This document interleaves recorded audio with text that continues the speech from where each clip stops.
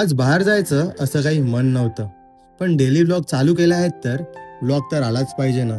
मग मी थोडा विचार केला की आज जाऊ कुठे, पण मला काही समजतच नव्हतं. मनामध्ये अशांती होती आणि जेव्हा पण माझं मन खूप विचारांनी भरलेलं असतं तेव्हा मी फक्त जातो माझ्या महादेवाला भेटायला.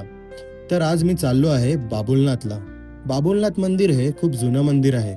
याबद्दल मला वाटत नाही कोणाला काही सांगितलं पाहिजे, सगळ्यांना माहीतच असेल.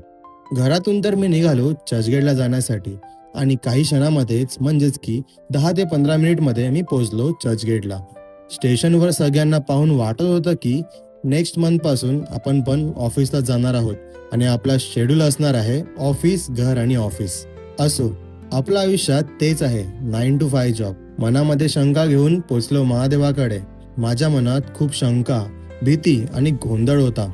आयुष्यात काय करायचं, कुठे जायचं, कोणता मार्ग निवडायचा, काही स्पष्ट दिसत नव्हतं. मन सतत धावत होतं. डोक्यात विचारांचा गोंगाट सुरू होता.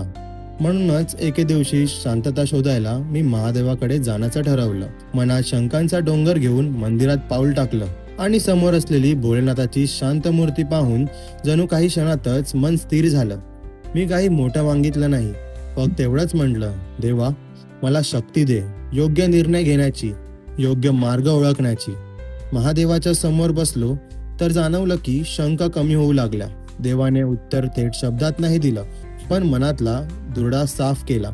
कधी कधी आपल्याला फक्त शांत जागा आणि देवाच्या चरणी काही क्षण बसणं पुरेसं असतं. परत बाहेर आलो तेव्हा मन हलकं झालं होतं. शंका होत्या, पण त्यावर चालण्याची हिंमतही मिळाली होती. महादेवाने नेहमीप्रमाणे मार्ग दाखवला, शांततेतून, विश्वासातून आणि आशीर्वादातून.